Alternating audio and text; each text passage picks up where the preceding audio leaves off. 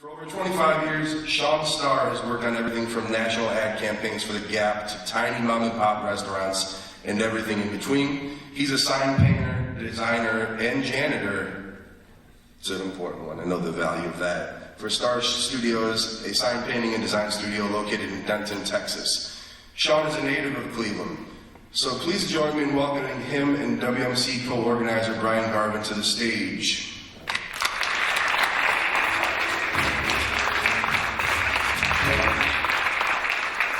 Hello. Thanks for coming out. That guy is awesome. But I'll probably be a little more sedate since I haven't fully woke up, but we'll do our best.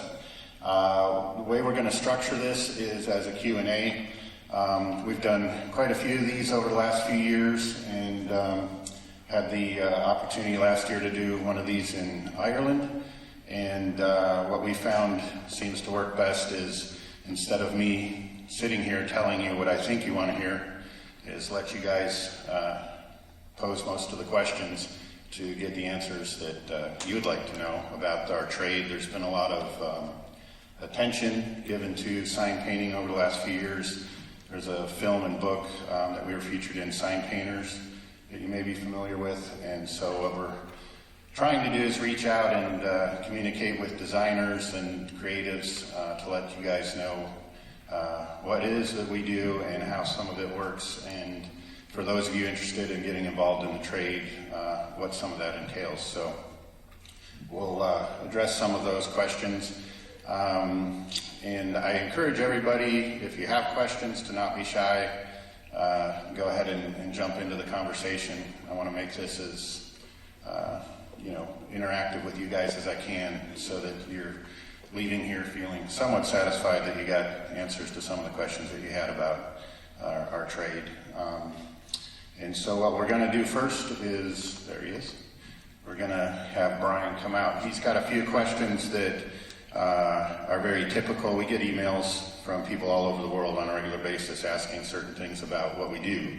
And so we're going to start with those questions, and then please feel free to jump in. So let's start off with, talk a bit more about what is sign painting, what sets it apart in the design world. Sign painters, a lot of the creative disciplines now that have branched off with branding and identity originally were typically done by sign painters. There weren't design houses at the turn of the century or 20s or 30s typically, so a lot of that work was left to the sign painter to put those elements together and then identify the business through that by executing the painted work. So if it was something like a little diner or a little shop, obviously the extent of their branding would be whatever you painted in their window or above their facade. But as things grew and marketing grew and advertising grew, a lot of the elements that were originally done by either a calligrapher or a sign painter were then incorporated into large-scale advertising. So talk a bit more about that as far as how sign painting leads into the digital world, especially now. Your competition, I would imagine, from sign painting to digital signs, neon signs, that sort of thing. So from your standpoint, where do you meet the digital world? Yeah, there's a lot of us who've kind of reached a place where we're straddling the fence, where we're incorporating the hand-rendered elements and the hand-painted elements, but to make it practical for the client, we've devised different ways to get that into the computer so that we can create vectored versions of that artwork that can then be used across all platforms. So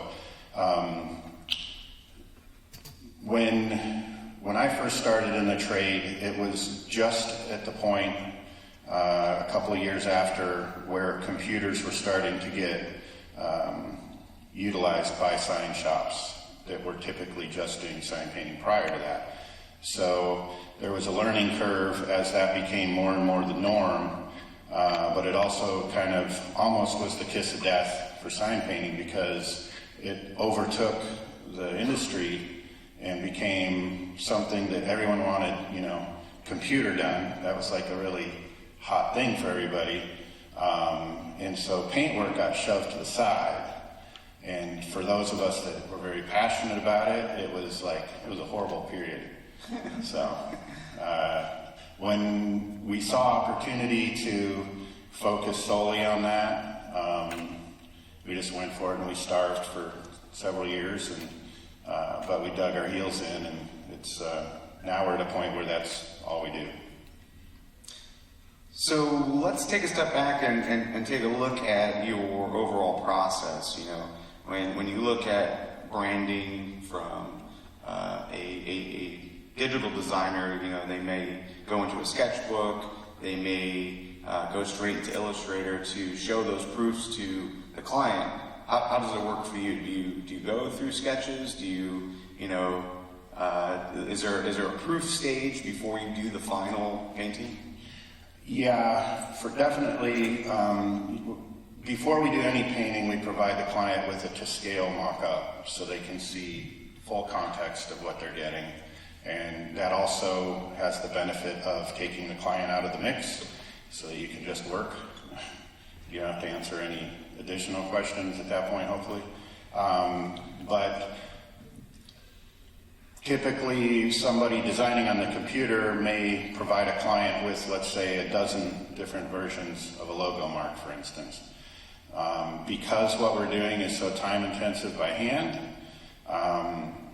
we don't typically do that. So our process is a little different in that there's a certain level of trust that has to be established for a client to feel comfortable with you presenting maybe one or two ideas as opposed to 6 or 8 or a dozen. So we try to refine the concept as much as we can with the client before we start the process at all to determine what it is they're really about. One of the things that I'm really focused on is finding out what the authenticity of their brand is. Not necessarily what they want it to be, but what it truly is, so that when the process starts and the designing is underway, I'm really immersed in their culture, so that when I present that artwork to them, we can have a discussion about that authenticity more than, you know, well, I kind of like this vintage look, or I kind of like this. It's like, well, those elements can be important, but if that's the driving force behind their branding, it can sometimes do them harm.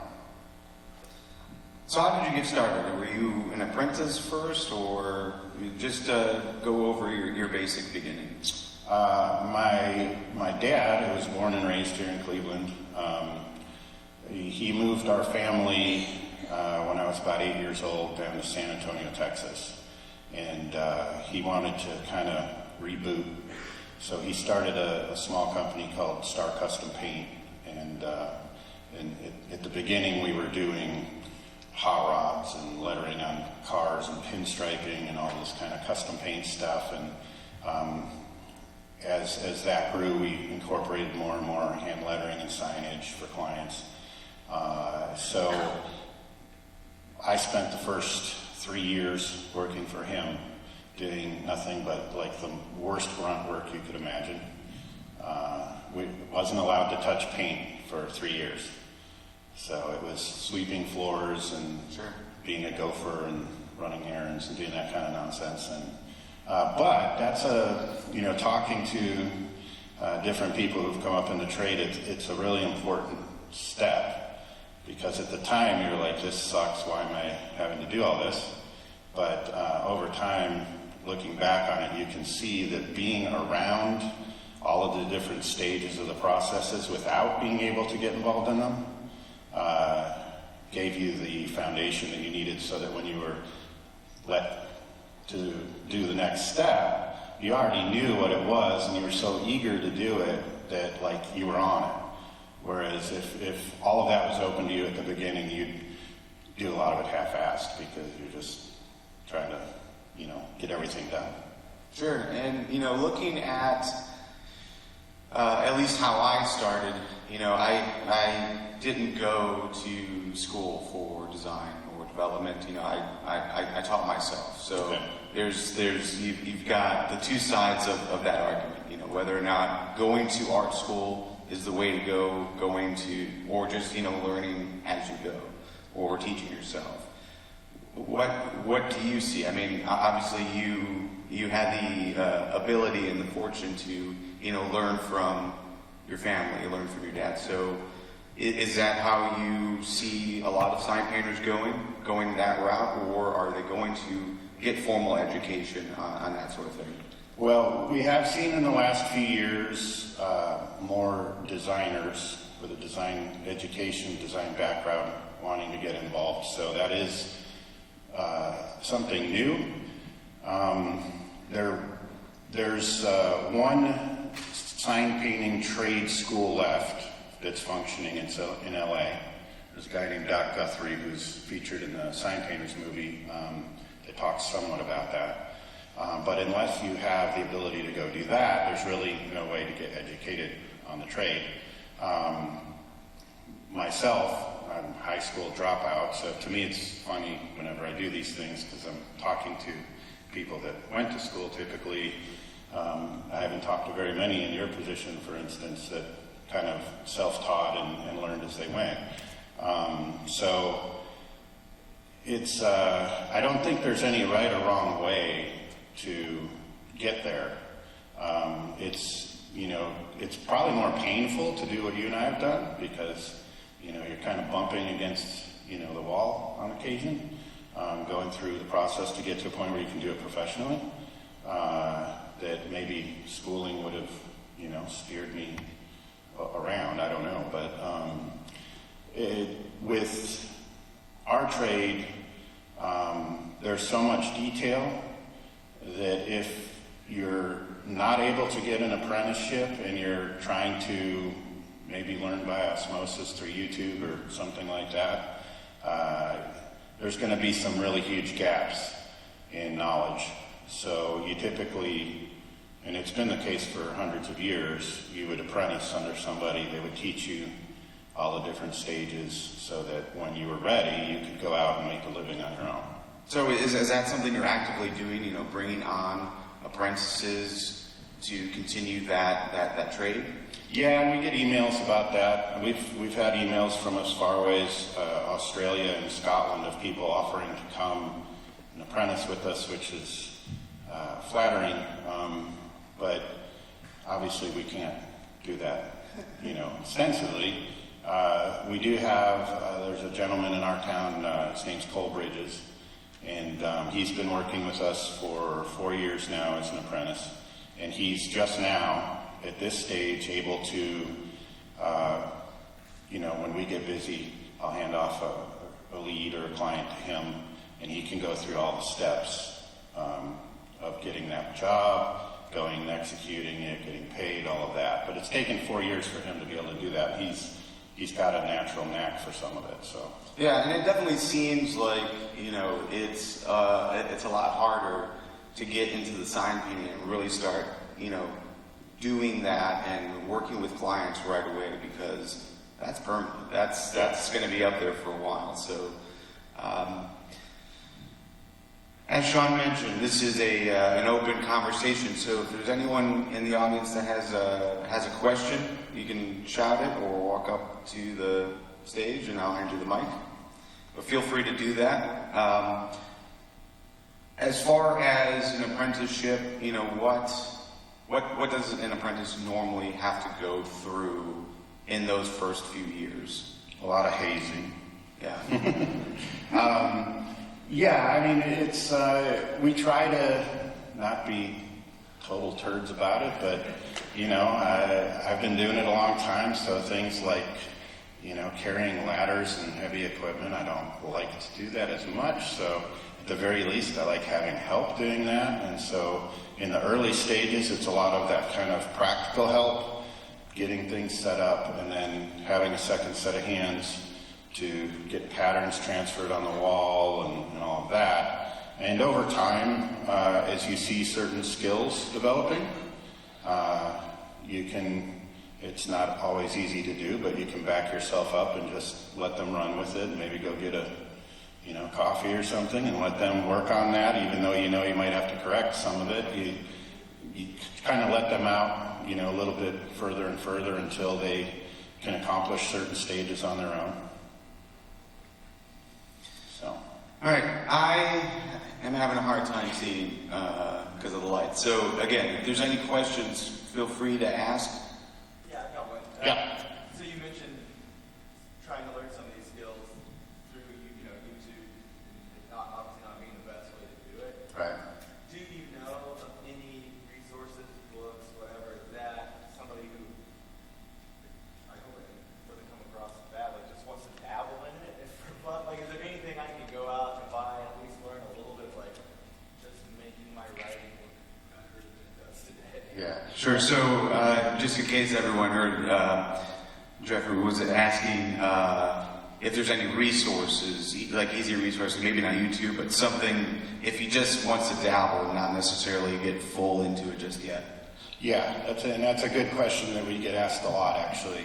I don't think it's wrong to just, like what you're saying, want to dabble. I don't look at that in a snobby way and be like, oh, you're not committed or anything. There's a lot of people that just want to kind of get a feel for how it works, and I think that's cool. It's part of what will keep the trade alive. As far as resources, that's something that's starting to change. Up until maybe a year ago, your only option would either be to go to LA Trade Tech and study under Doc Guthrie, but that's like a 6-month commitment. You got to live in LA. There is some things on YouTube that may help you understand some of the processes, but so much of the craft of sign painting is muscle memory. For instance, for many, many years, one of the first things that you would be asked to do would be a series of strokes. And the sole purpose of that is not only control of the brush, but it's to establish the muscle memory. There's 6, I believe, different strokes, angles, lines, that establish every letter in the English alphabet for a block letter, for instance. So some of those steps are available. You got to kind of hunt for them online. Some of the forums, people have printed like old printouts from trade schools and stuff where you can see the stroke patterns, and that's a great place to start. There's a sign painter, he's pretty well known, Mike Meyer. He's in Mazeppa, Minnesota. And he's been doing workshops all over the world for the last year. And so you can look him up and see if maybe you can catch a workshop that's going to be in an area that's actually feasible to go to. And that'll help. One of the main things he focuses on is the stroke patterns. So at least you'll get the information that you could go and utilize at home, that kind of thing. As far as anything on video, YouTube, that kind of stuff, it is good for people, I think, to see the different stages, but without the practice, it's kind of like, I've compared it to, like if you want to learn guitar, like you can watch somebody playing guitar on YouTube all day long, and they can even show you slow motion the chord changes, but if you don't sit down at home and practice, you're not going to be Jimi Hendrix. So, just jumping in and doing it. And I think that's cool. I think you should. Come on. There's got to be more. Is there another question? As a sign painter, do you need that you're a letterer, or do you do murals, or what's the subject matter? That's a good question too, and I think what you'll find if you look online at different sign painters' websites, out of pure survival, a lot of us have diversified so much over the years that we do a lot of different things. There are a few people that may just decide to focus on one aspect of the trade, and that's how it used to be when there was a lot more people doing it. Out of necessity, you would say, well, I'm just going to focus on this. And the guy next to me is doing walls, and I'm going to do gold leaf on glass, for instance. So aside from a few different branches, which one of them would be what we refer to as window splashes, which would be like sale this weekend that you see on storefront windows, pizza by the slice, that kind of stuff. There's the people that do that typically just focus on that, and they've got a really good business doing that because it's repeat work. And so once you get your clients established, you're just doing that over and over. But for instance, with us, aside from the commonality that we're in a period right now where everyone's feeling nostalgic, so everybody wants something to look vintage. Aside from that vintage theme, we do everything from large-scale walls, we do murals, we do a lot of gold leaf on glass because there's not that many people left that know that process. With my background with hot rods and motorcycles, we do a lot of that kind of work. And we kind of just jump around. It's, some work is seasonal, and other work, it just depends on trends.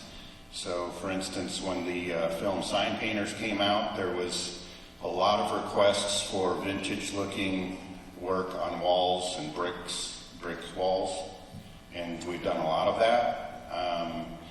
But we see a trend throughout the year. There's different times where we get a lot of calls for gold leaf on glass. So it just depends. And the more information you gather over the years and techniques that you develop, the more you're able to fill in gaps when the market gets slow.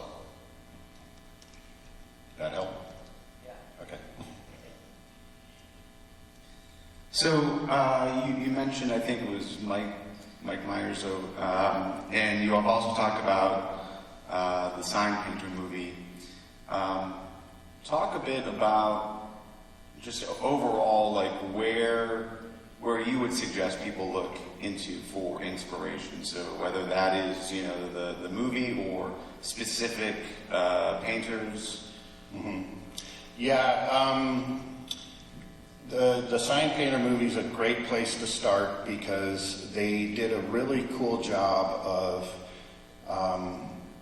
that. Not only did they want to tell the story of the transition from paint to digital to kind of back to paint, but they also have a really diverse group of people that are doing a lot of different types of work on there. So that's a good place to start. There's about 25 of us on there that you can, look up online and take a look at their work. And as far as the inspiration for the design aspects of it, a lot of old advertising has been an inspiration for sign painters decade after decade. And we had mentioned this yesterday in the workshop. Sign painters have always had what's called a morgue file. And what that is it's basically a scrapbook of old magazine ads. Maybe you take a photo of some old fading sign that you're like, that's awesome, I want to, utilize that somehow someday. And now, many of us have transferred that over to a digital version. So, for instance, when we hit a slow spot or just feel like doing it, I'll take an old photo, I'll take an old magazine ad. I've got a lot of old books, some on sign painting, just some on design in general. Speedball books are awesome. A lot of the stroke patterns are covered in speedball books too, which you can find on eBay for $15-20, and they've got a lot of type styles that you can work on from those. So when I've got downtime, what I'll typically do is, maybe I'll draw a border element, or I'll work on a type style that I've been working on for 6 months. I don't have the technical savvy to turn those into fonts, but I still have the vectored artwork in Illustrator from, hand sketch to Illustrator that certain jobs, if it's the right vibe, I'll be able to take that and spell out words and create my design off those. And that helps keep historical accuracy, which for me, I'm very OCD, so that's something I've always been a stickler for, is making sure stuff's period correct. So for instance, if let's say a bagel shop's moving into a building that was built in the 20s, you know, I'm very focused on making sure that whatever type styles I use are typical to the period. And I'm sure there's someone here at WMC Fest that could help you with that font. Okay. issue, so for sure. Any other questions? Yes. If you do work that gets, you know, for a client, it's kind of a multi-question. But if you had work that you're giving to a client that's going to then scan it in, will you give them the scan? Will you do the vector transfer? If you do the vector transfer, do you spend the time cleaning up the vector work so it's, you know, going, obviously when you're scanning it, you're doing a trace, you're going to get a lot of after effects. Are you cleaning that all up, or are you letting the client that here's my original drawing scanned in, you deal with it? That's a good question, and the answer raises two answers to the question. One is yes, I give it to them locked and loaded, and mainly, again, I'm OCD, so it's like I don't want someone to botch my design or to take the liberty to change things. So I also issue branding guidelines for the client when we're doing branding, where I'll give them parameters of please don't change this stuff, you know. But the other side of that, and this is becoming a growing issue, is there are several ad agencies that have done this to some other sign painters, where they've had them paint a few elements for a few $100s, for instance, and then they scan them in, they take them, and then they build someone's branding off of it.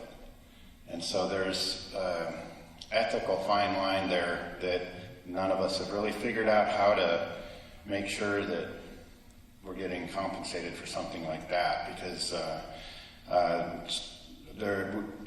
host a podcast called Coffee with a Sign Painter, and there's a lot of questions that we address on there as well. But the co-host is in Limerick, Ireland, Tom Collins. And there's an old-time sign painter out there that's been his biggest inspiration for years, and I can't pronounce his name, so I won't try. But somebody recently took his work, and again, it was just a little thing that he did, and then built a whole poster and ad campaign based off his artwork. And that's left him very frustrated because he feels like he's being used a little bit. So I don't know what the solution to that is, but the minute that you're handing over something that's completely hand-rendered like that, you do expose yourself to the risk that it could either be used in a way that you didn't intend, or that you're kind of cutting yourself out of the loop of the normal chain of compensation, which, you know, over the years, some of us have educated ourselves, like with the graphic design guidelines books and stuff, to see how things are structured pay-wise. So that's a problem we haven't fixed yet. I don't know. How much time do you spend then doing vector cleanup? I mean, you spend quite a bit of hours. It can be really time-consuming, as you probably know. If it's a really detailed piece that's maybe something very Victorian-looking, that's got a lot of scroll work, yeah, it can be a really sizable investment in time. So usually something like that, you know, I know going in on the front end what my time commitment's going to be, and I can ask for that money and sometimes get it, sometimes not. But that's definitely a time hog, as you probably know. I bring it up only because when you're getting into it, I think as designers, and I might be just speaking for myself, you spend time on it and everybody expects things so fast, and you realize this is a really tedious process. And obviously, as you know, you're doing it by hand, but even doing it in digital vector standpoint, and I know I feel sometimes I want to rush, and you want to get that confirmation that yes, it's tedious and time consuming, and it takes time. You can't rush through that.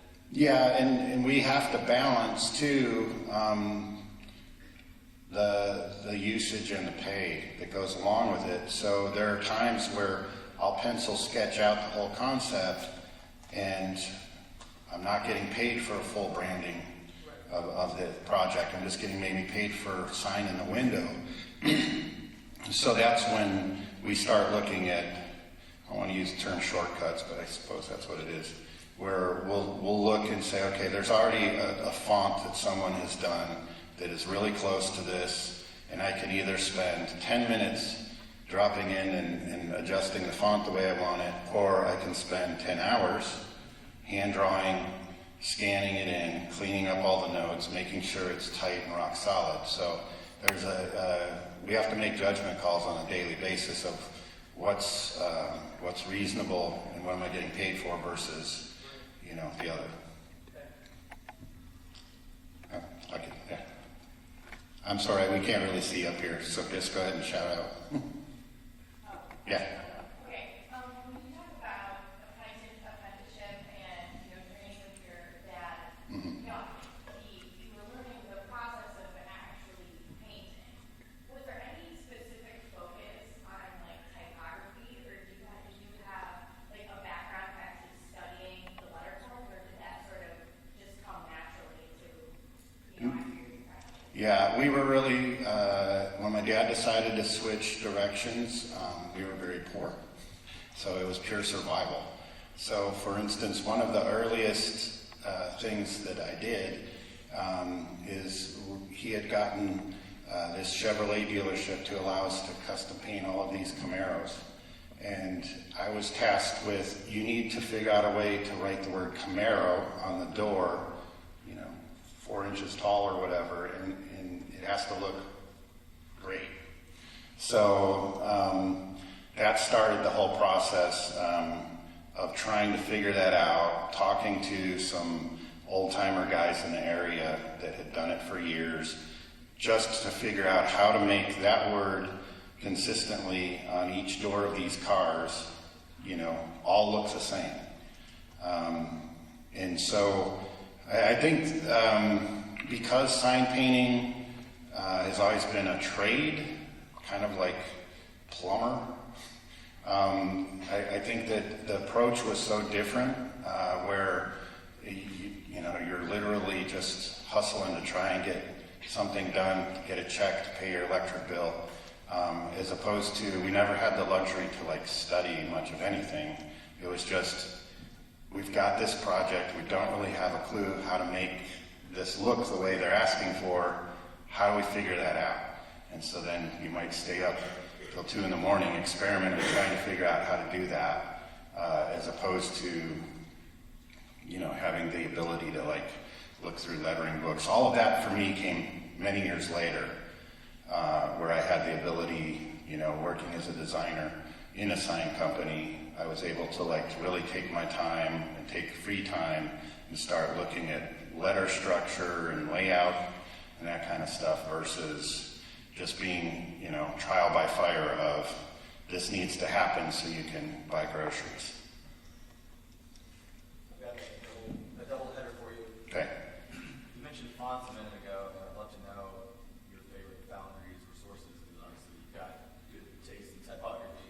And then second, on that sort of licensing and money talk, it made me think like sometimes I'll find an image in an old Dover book or something, like a wacky advertising guy, and I might list it and use it on something and I feel fairly safe doing that because Dover books are copyright free. But when you're just searching junk stores, old stuff for inspiration, do you feel like there's a kind of safe way to go about that you feel kind of okay, cool, this Yeah. uses 1895 probably. Yeah, and that's obviously more of a legal question than anything. I have no clue on the legal, but there's also the ethical side of it. But at the same time, that's been the nature of art and commercial art since the beginning we all steal from each other. Come on, give me a break. So it's, I don't know, it's a tough one because especially when you start digging back into the old stuff, my viewpoint, and everyone, determines on their own. But my viewpoint is there are things that I come across that are inspirational that I'm like, that's awesome, I'd love to use this as the inspiration for this design, versus what we've all seen, which is, somebody will scan something in, vectorize it, and then they're selling it on, one of the vector sites or whatever. I think there's a balance between the two, and I think everyone's done it where we've seen something in Notebook where like that would scan pretty clean, and I could kind of adapt it a little bit and make that part of my border or whatever, and I don't think that's a bad thing. But what I do think happens is it can make designers lazy. And that is a bad thing, because then you're regurgitating a bunch of stuff as opposed to creating something new. So one of the things that we always encourage when we do the workshops is for people to actually break out a pencil and paper, because there's so many designers that have only ever used a mouse and maybe just, experimented with drawing a little bit of typeface or something. But there's something, I think, different that occurs creatively in our brain when we're actually putting pencil to paper. So I think it's an important skill, even if the type of work you're doing, let's say you're only going to design websites. I think the process of drawing ideas out and pushing a pencil across paper, I think creatively really helps us to work more creatively, and so I always encourage people to do that. As far as the typefaces, as you know, there's tens of thousands of fonts out there now, and I've hit or miss found quite a few that I'm like, that could work in a historical context. Letterhead fonts, which you're probably familiar with, they've done an awesome job of most of the guys that, and they're kind of in the same position I am, is they've got the artwork, but they don't know how to make it function. So what Letterhead Fonts has done is they've taken a lot of sign painters' files and turned them into active fonts and then sold them on behalf of the designer. Most of the typefaces that we use, we've kind of got this like underground little thing going, me and some other sign painters, where we've got those files in vector format that we've worked on, some of them for years, and then they'll start with a brush, they'll get scanned in, they'll get cleaned up and all that. And so we've done these vector swaps for years where it's like, hey, I've got this really cool thing dialed in, I'll give it to you, but what do you got? So, but again, I think it's important to break free from just, I can download this and use it. And we do it too. I'm not saying that we don't, but it's selectively, like addressing the other question, that if we're not getting paid to do a fully intensive design, then I can't justify creating something completely new for a client. Although sometimes I do, especially like if we're working on a tattoo shop project, because I love the variables with that. A lot of times I'll just let myself take the time that it's not reasonable to do, because I want to see like it all come to life. So yeah. How would you describe the benefit of like hand sign painting versus a vinyl print to a client? I think the largest benefit is the fact that the public engages with it on a very different level than, vinyl is very, as you know, very crisp, very clean, perfect, and people walk past it all day, every day. But hand painted and the small imperfections and the brush strokes, I think we're so inundated with digital, and we're all on our phones constantly, and everything is digital, that when someone actually sees something that's been rendered by hand, they engage with it differently, and that's got a huge value. The client doesn't necessarily always understand that, and not all clients do, but the ones that do are very loyal clients of ours that use us year after year on different things, because they know that's how they want to represent themselves, and they also know that the public does engage with it. Did you consider yourself a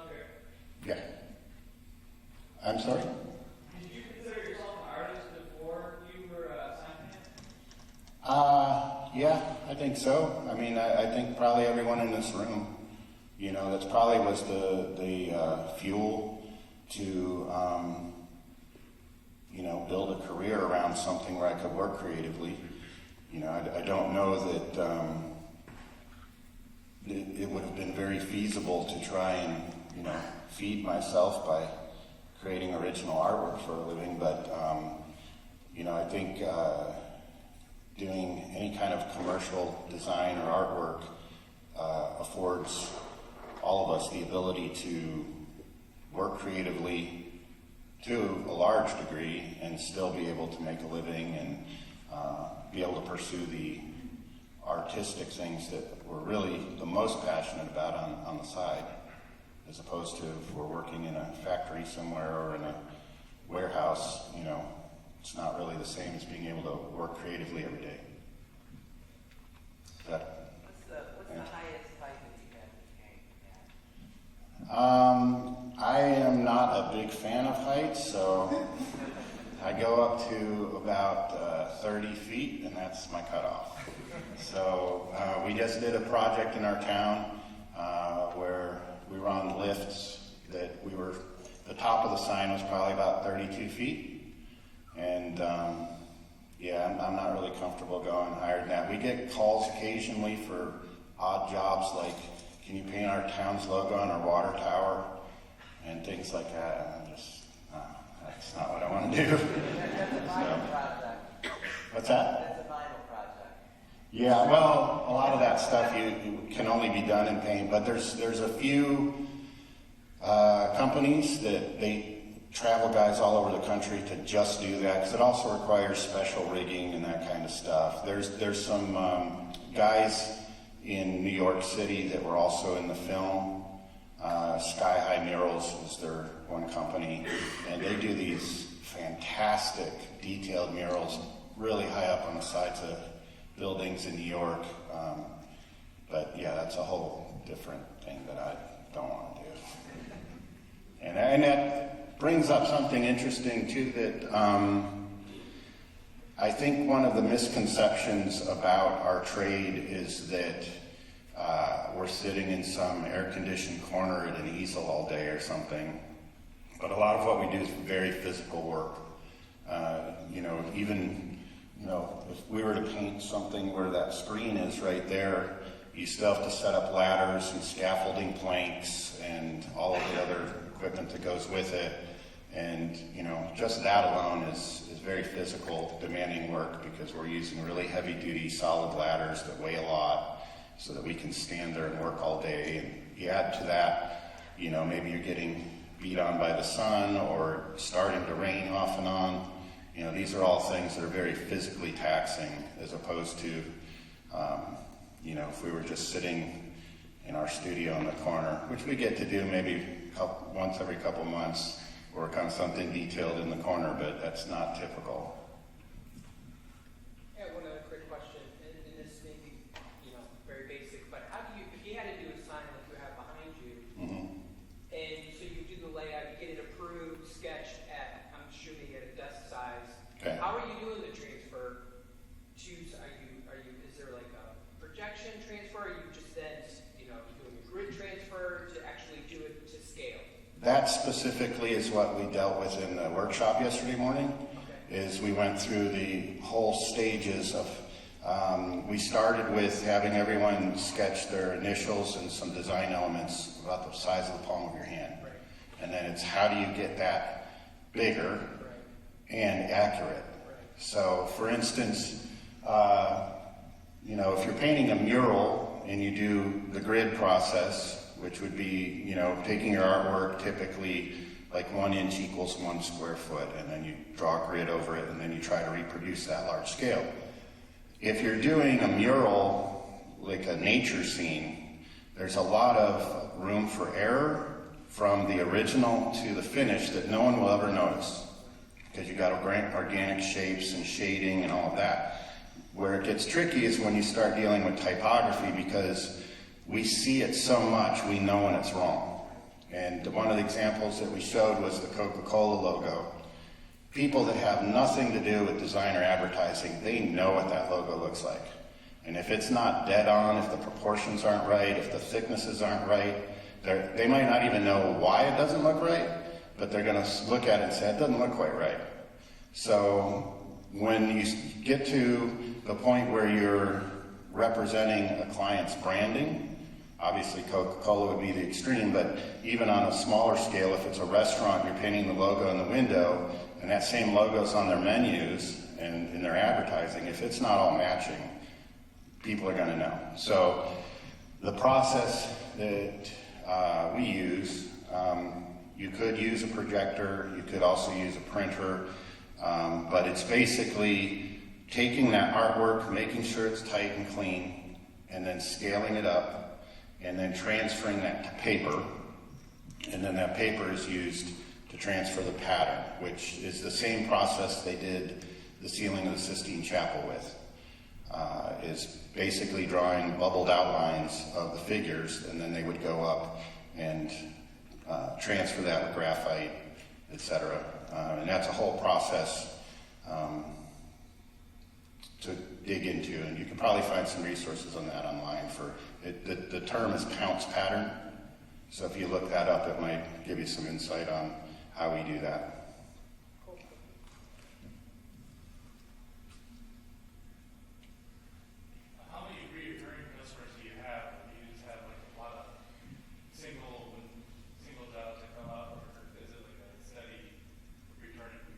We average about half and half. We've got probably half our clients call us on a yearly basis or whatever, and they'll say, hey, we're gonna start selling at these events. We'd like some kind of a display or something, or we're opening a second location. We just completed a project, and we did a coffee shop in Dallas that did really well, so they opened a second location in Fort Worth. And so they called us in to, do something unique there that was still in harmony with their Dallas store. So that's probably half of our clientele. The other half is people that call that, maybe it's a storefront that wants the name in the window. And, those typically, they'll call us once, and unless that window gets broken, they're good. So it's probably half and half. All right, we have time for one more question. Yeah. What do you find is the biggest gap in understanding when someone tries to hire you for a gig? I think it's the time investment on our end. To explain that is, we've got, let's say they come to us and say, we're opening up a new coffee shop and we want you to design something for the front window. Not only do I have the time to create the design to factor in, but then depending on the type of artwork, we've got to make to scale patterns. So that can be a day or two in the studio alone, just making those patterns so everything looks correct. And then from there, it's the execution. So let's say a gold leaf on glass project, that can take 10 times the amount of time that just painting it would take, depending on the design. Versus, and this is what we contend with all the time, somebody calls and says, I want the name of our business, you guys pick whatever font you want, but I want it in our window in white cut vinyl. That can take a guy doing that, an hour to set it up, an hour to cut it. He shows up and gets it stuck on the window in 30 minutes. So we contend with that on the pricing side of some clients having the perception that this is just something you knock out, you're done, versus kind of having to kindly educate them that, okay, this is, I'm going to have a day in designing this and getting it ready, and then maybe a day to create the pattern, and then a day on site to execute it. So on my side as a businessman, I've got to look at, okay, what kind of income do I have to generate on a daily basis, and then that's times 3 now. So it's a fine line because of perceptions, because of computerization. All right, Sean, you can talk about sign painting for days, and I know there's been a lot of questions, so thank you for that. You're going to be doing a meet and greet, 20 minutes at 1:35. So if you've got any other questions for Sean, feel free to meet him. He'll be in the Ohio Theater lobby. Yeah, go ahead and close us out. Thanks for coming, and thanks for coming out early, because my body certainly didn't want to get up. But I appreciate all the support, and I really appreciate the folks at Go Media for reaching out to us and bringing us up here, my wife and I, and allowing us to participate in this. And then we've had a great experience here in Cleveland, so thanks.